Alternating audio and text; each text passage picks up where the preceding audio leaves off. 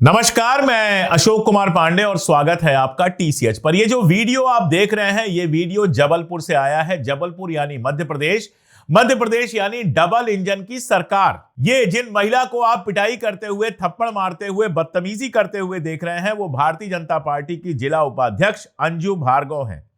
और जिनको ये मारने की कोशिश कर रही हैं जिस महिला को, वो दृष्टिहीन महिला है। उनकी आंखों में उनके रोशनी नहीं है। उसको मार रही हैं और मारते हुए कह रही हैं कि तुम इस जन्म में अंधी पैदा हुई, अगले जन्म में भी अंधी पैदा होगी। और आरोप लगा रही हैं कि वो बच्ची को, जो उनके साथ बच्ची है, उसके धर्म परिवर्तन की कोशिश कर रही है। वहीं वरिष्ठ पुलिस अधिकारी ये कहते हैं, पुलिस के ऑफिसर ये कहते हैं कि इस समय जबरदस्ती धर्म परिवर्तन का कहीं कोई सबूत नहीं है। छात्रों के बयान दर्ज किए जा रहे हैं और उन्होंने कहा कि हंगामे के बाद बच्चों को सुरक्षित वापस भेज दिया गया है। अब सारा मामला यह है कि हवाबाग महिला महाविद्यालय के पीछे एक चर्च है, जिस चर्च में पूजा अर्चना हो रही थी। क्रिसमस आ रहा है तो चर्च में उपस्थिति बढ़ जाएगी, गहमा गहमी बढ़ जाएगी, पूजा प्रार्थना बढ़ जाएगी।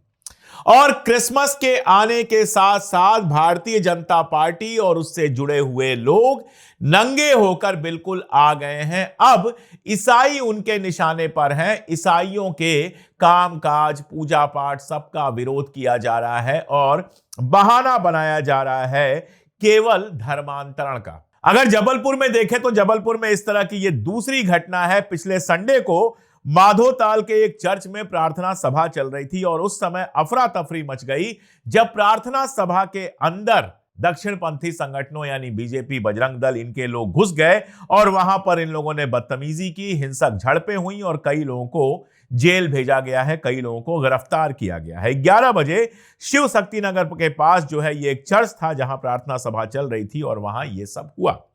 हिंदू सेवा परिषद, दुनिया भर के संगठन बन गए हैं, कहीं किसी नाम से, कहीं किसी नाम से, लोग वही हैं। हिंदू सेवा परिषद नाम के किसी संगठन के लोगों ने आरोप लगाया है कि असामान्य रूप से उनको बड़ी सभा के बारे में सूचना मिली थी, जिसके बाद वो पहुंच गए। मेरा पूछना यह है कि वो है कौन जो पहुंच गए? वो पुलिस है, कानून उनके पास है, उनको सरकार ने यह अधिकार दिया है कि कोई पूजा पाठ कर रहा हो वहां पर वो पहुंच जाए। प्रेयर में जो श्रद्धालु उपस्थित थे उनका कहना है कि प्रार्थना के दौरान जबरदस्ती 15-20 लड़के घुस गए और जय श्री राम का नारा लगाने लगे। जितेंद्र वर्मन जो वहां पर उपस्थित थे उनका कहना है कि चर्च में ईश्वर की आराधना होती है, धर्म परिवर्तन नहीं होता है। यहां पर लोग अपनी मर्जी से आते हैं, प्रार्थना करते हैं और जाते हैं। लेकिन जब प्रार्थना चल रही थी तो ये लड़के घुस आए और महिलाओं और बच्चों के ऊपर भी हमला किया। घटनाएं बहुत सारी हैं। एक वीडियो आया जिसमें एक गरीब बच्चा जो है वो सेंटा क्लॉज के कपड़े बेच रहा है। कार में बैठा हुआ एक आदमी उसको भड़का रहा है, हड़का रहा है कि यह हिंदू राष्ट्र है, यहां पर सेंटा क्लॉज के कपड़े नहीं बेच सकते। राजस्थान सरकार के किसी अधिकारी का एक लेटर है, ट्विटर पर हमारे एक मित्र ने पोस्ट किया था, जिसमें स्कूलों को एक तरह से यह कहा गया है कि आप सेंटा क्लॉज वगैरह बच्चों को ना बनाएं। उत्तराखंड का मामला है जहां हरिद्वार में गंगा नदी के किनारे एक क्रिसमस समारोह होने वाला था, उसको हिंदू संगठनों के विरोध के बाद रद्द कर दिया गया। केरल के एक स्कूल में क्रिसमस का कार्यक्रम रद्द कर दिया गया। प्राइवेट स्कूल था जिसमें आरएसएस के लोगों ने स्कूल वालों को हड़काया और उसके बाद जो है इसको रोक दिया गया और क्रिसमस आयोजन वहां पर नहीं होगा। अगर टीएमसी का ट्विटर हैंडल देखें तो उड़ीसा का एक वीडियो पोस्ट किया गया है जिसके बारे में मैंने आपको पहले बताया, जिसमें एक गरीब बच्चा सेंटा क्लॉज वगैरह बेच रहा है, उसका जो ड्रेस वगैरह होता है वो बेच रहा है और उसके साथ बदतमीजी की जा रही है।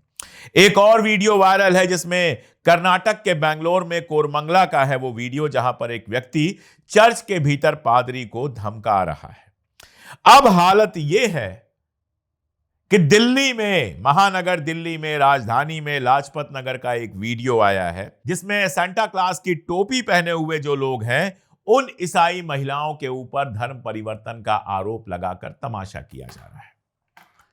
धर्म परिवर्तन का आरोप लगाओ, उसके बाद मुसलमानों के साथ तमाशा करो, ईसाइयों के साथ तमाशा करो, जिसके साथ करना है उसके साथ तमाशा करो, तुमको खुली छूट मिल गई है। उन लोगों से कोई धर्म परिवर्तन पर सवाल नहीं पूछेगा जो मुसलमानों का शुद्धिकरण करते हैं।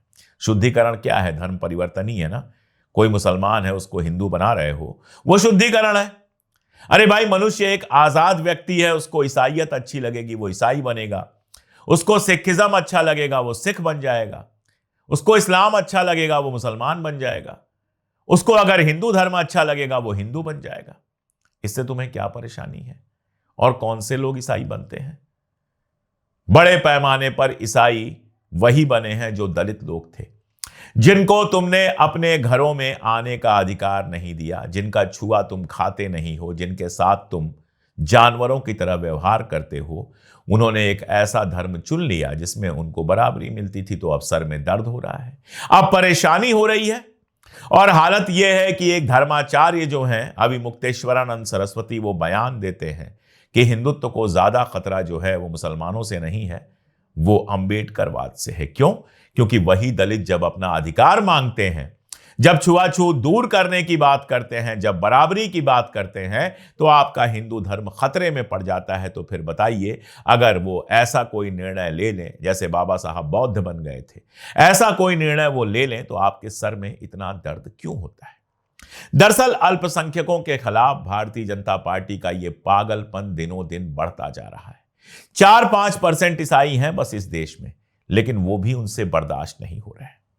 विदेशों में अगर छठ पूजा मनाई जाएगी तो बड़े गर्व से उनका फोटो लगाएंगे और कहेंगे देखो हमारे हिंदू लोग वहां पर छठ पूजा मना रहे हैं। एक ईसाई देश में, किसी यूरोप के ईसाई देश में जहां 90% 80% ईसाई हैं, वहां अगर आपको होली मनाने की, दिवाली मनाने की, छठ पूजा मनाने की छूट मिल रही है, तो अपने देश में दूसरे लोगों को आप वो त्योहार मनाने की छूट क्यों नहीं देंगे? अभी देखिएगा, आपका जो व्हाट्सएप है वो भर जाएगा, जहां लिखा जाएगा कि क्रिश्चियनिज्म जो है वो ईसाइयत जो है वो मनाती है क्रिसमस, तो क्रिसमस पर प्लीज मुझे बधाई मत दे। अरे भाई, तुम जैसे लोगों पर बधाई का कोई असर भी नहीं पड़ने वाला है। तुम इस लायक हो ही नहीं कि कोई किसी को बधाई दे। क्रिसमस मनाने का मतलब हमेशा चर्च में ही चला जाना नहीं होता है। नए साल की बधाई दी जाती है, ली जाती है। बधाई देने से ना कोई मुसलमान हिंदू हो जाएगा, ना कोई हिंदू मुसलमान हो जाएगा, ना कोई ईसाई हिंदू हो जाएगा, ना कोई हिंदू ईसाई हो जाएगा। हाँ, आपस में भाईचारा बढ़ता है। ईद का दिन आता है, बहुत सारे लोग मुझे बधाई देते हैं, मैं उन्हें बधाई देता हूं। होली का दिन आता है, ढेरों मुसलमान और ईसाई दोस्त बधाइयां भेजते हैं, मैं शुक्रिया कहता हूं, उनको भी बधाई देता हूं। क्या जितने मुसलमान दोस्त मुझे ईद पर बधाई भेजते हैं, या जितने मुसलमान दोस्त मुझे होली पर बधाई भेजते हैं, वो हिंदू हो जाते हैं? या जो लोग ईद पर अपने मुसलमान दोस्तों को या क्रिसमस पर एक दूसरे को बधाई देते हैं, वो क्या ईसाई हो जाते हैं? क्या बेवकूफी है। और ये बेवकूफी जो है वो तो है ही। जरा सोचिए कि ये तस्वीरें, ये वीडियो जो सोशल मीडिया पर पोस्ट हैं, कोई मैंने जाके नहीं बनाए हैं, ये सारे सोशल मीडिया पर वायरल हैं। 1,500, 2,000, 3,000 रिट्वीट हुए हैं, सैकड़ों हजारों लोगों ने पोस्ट किए हैं। जब ये वीडियो यूरोप में पहुंचेंगे और यूरोप का कोई आदमी इस वीडियो को देखेगा, और ये मत समझिए कि हिंदी है तो समझ में नहीं आएगी। हिंदी पर भी एक नया नाटक हुआ है। भारतीय जनता पार्टी की एक पार्षद हैं, उनका वीडियो आया है कल हड़काते हुए एक अफ्रीकन को, जो कोच है, जो फुटबॉल खेलना सिखा रहा था, उसको कह रही थी 1 महीने में हिंदी नहीं सीखोगे तो बाहर कर दिया जाएगा। कमाल है। खैर, जब सेंटा क्लास का मजाक उड़ाते हुए, चर्च के अंदर तमाशा करते हुए, इस तरह की शरारतें करते हुए वीडियो सारी दुनिया में वायरल होंगे, जब ये यूरोप के किसी मुल्क में पहुंचेंगे, कोई ईसाई, कोई यूरोपियन ईसाई इसको देखेगा, तो पहला सवाल उसके मन में क्या आएगा? उसके मन में यही आएगा कि हिंदुस्तान से यहां लोग आते हैं, यहां की नागरिकता भी ले लेते हैं, घर खरीद लेते हैं, नौकरियां करते हैं, बच्चे स्कूलों में पढ़ते हैं, बिल्कुल बराबरी का व्यवहार मिलता है, कहीं कोई समस्या नहीं होती है, मंदिर भी बना लेते हैं, अपने मंदिरों में जाते भी हैं, पूजा भी करते हैं, होली भी मनाते हैं, दिवाली भी मनाते हैं, हम तो कभी परेशान नहीं करते। लेकिन ईसाई जब वहां पर न्यू ईयर मनाने की, क्रिसमस मनाने की बात कर रहा है, तो ये कौन से लोग हैं जो परेशान करते हैं? और ऐसे में ही रिएक्शन पैदा होता है, ऐसे में ही गुस्सा पैदा होता है कि अच्छा, तुमने हमारे लोगों को चर्च में जाने से रोका, तुमने हमारे चर्च में जाकर हंगामा किया, यहां पर तुम अल्पसंख्यक हो, हम तुम्हारे साथ ये सब करेंगे। और ऐसे ही नफरत से नफरत बढ़ती चली जाती है। बहुत दिन पहले की बात है, जब अपनी किताब कश्मीर और कश्मीरी पंडित पर शोध करने के लिए, रिसर्च करने के लिए मैं कश्मीर में घूम रहा था और उन कश्मीरी पंडितों से मिल रहा था जो अभी भी कश्मीर में रहते हैं। उनके जो नेता हैं संजय टिक्कू, मेरे अच्छे दोस्त हो गए हैं, उनसे अक्सर बात और मुलाकात होती है।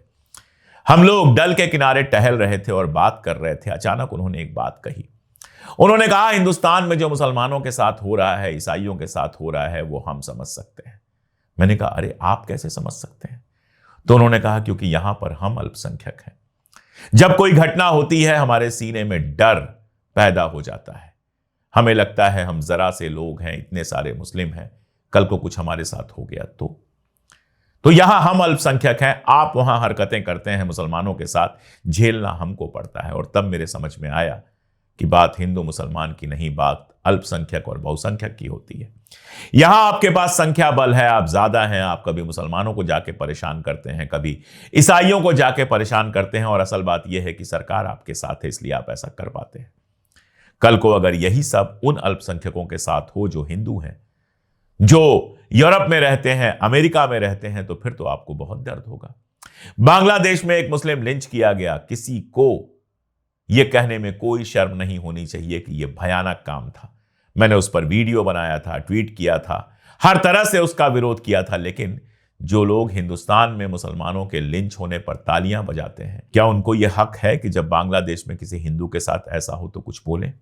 आप जब अपने अल्पसंख्यकों के साथ ऐसा घटिया व्यवहार करते हैं, तो दूसरी जगहों पर जहां हिंदू अल्पसंख्यक हैं, उनके साथ ऐसा व्यवहार होगा तो किस मुंह से आप विरोध करेंगे? ये सब कुछ जो हो रहा है, ये मत समझिए कि भाषा हिंदी है तो बाहर नहीं जाएगी, 2 सेकंड में ट्विटर पर ट्रांसलेट हो जाता है।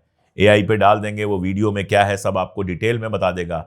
ग्रोक से पूछ लेंगे, पूरा वीडियो एनालाइज करके बता लेगा। दुनिया में जहां भी जाएगा, चाहे वहां स्पेनिश बोली जाती हो, चाहे वहां स्वीडिश बोली जाती हो, चाहे वहां नॉर्वेजियन बोली जाती हो, चाहे अंग्रेजी बोली जाती हो, चाहे फ्रेंच बोली जाती हो, 1 सेकंड के अंदर वहां का आदमी यह जान लेगा कि आप अपने ईसाइयों के साथ क्या कर रहे हो। वैसे ही देश की इमेज का सत्यानाश हुआ पड़ा है। मुसलमानों के साथ जो कुछ आप कर रहे हो, लगातार यूरोप में जो रिपोर्ट्स आ रही हैं, उन रिपोर्ट्स में कहा जा रहा है कि अल्पसंख्यकों के साथ लगातार अत्याचार हो रहा है। मिडिल ईस्ट में मोदी जी को मिलते सम्मान और तारीफों के पोस्ट पर मत जाइए। अंदर अंदर मिडिल ईस्ट में जिस तरह से भारत की इमेज खराब हुई है, वो वही समझ सकता है जो वहां जाता है, जो वहां के लोगों से संपर्क में है, जो भारतीय वहां रह रहे हैं उनके संपर्क में है। और अब अगर इस तरह की हरकतें ईसाइयों के साथ लगातार होंगी तो यूरोप और अमेरिका में भी आपकी इमेज लगातार खराब होती जाएगी। ये जो खुद को देशभक्त कह रहे हैं, दरअसल देश के सबसे बड़े दुश्मन हैं। ये देश को तोड़ने वाले हैं, ये देश को बांटने वाले हैं, ये दुनिया भर में देश की इमेज का सत्यानाश करने वाले हैं। दर्द ये होता है कि सरकारें चुपचाप बैठी हुई हैं। छत्तीसगढ़ और उड़ीसा से कैसी कैसी घटनाओं की रिपोर्ट आई, लेकिन सब खामोश बैठे हुए हैं। सरकार को लगता है कि इससे हमारा वोट बैंक मजबूत हो रहा है, लेकिन वोट बैंक मजबूत करने के चक्कर में देश को लगातार जिस तरह से कमजोर किया जा रहा है, वो कितना शर्मनाक है, ये सोचना और समझना भी मुश्किल है। इसके क्या असरात होंगे ये कोई भी समझदार आदमी समझ सकता है, लेकिन जब पागलपन सर पे सवार हो तो समझदार जाने क्यों खामोश हो जाते हैं। हम तो नहीं रह सकते खामोश, इसलिए लगातार ऐसे मुद्दों पर हम आवाज उठा रहे हैं, उठाते रहेंगे। जुड़े रहिए हमारे साथ, देखते रहिए हमारे वीडियोस, और अगर अब तक सब्सक्राइब ना किया हो तो सब्सक्राइब कर लीजिए। और एक अपील जो मैं लगातार करता रहता हूं कि अगर मुमकिन हो तो हमारे चैनल की मेंबरशिप लेकर हमारी ताकत बने। 3 रुपए रोज से भी कम की आपकी मेंबरशिप हमें बहुत मजबूती देती है। आप ये कोड स्कैन कर सकते हैं, जो QR कोड आपके स्क्रीन पर दिखाई दे रहा है। इसके अलावा आप ज्वाइन बटन दबा सकते हैं, वीडियो के ठीक नीचे दिखाई देगी, या फिर पिन कमेंट देख लें या डिस्क्रिप्शन देख लें, हर जगह ज्वाइनिंग के हमने लिंक दिए हुए हैं। आप जुड़ेंगे तो हम मजबूती के साथ वो बात कह सकेंगे जो कहने में ज्यादातर लोगों को आज डर लगता है। आज के लिए इतना ही, बहुत शुक्रिया।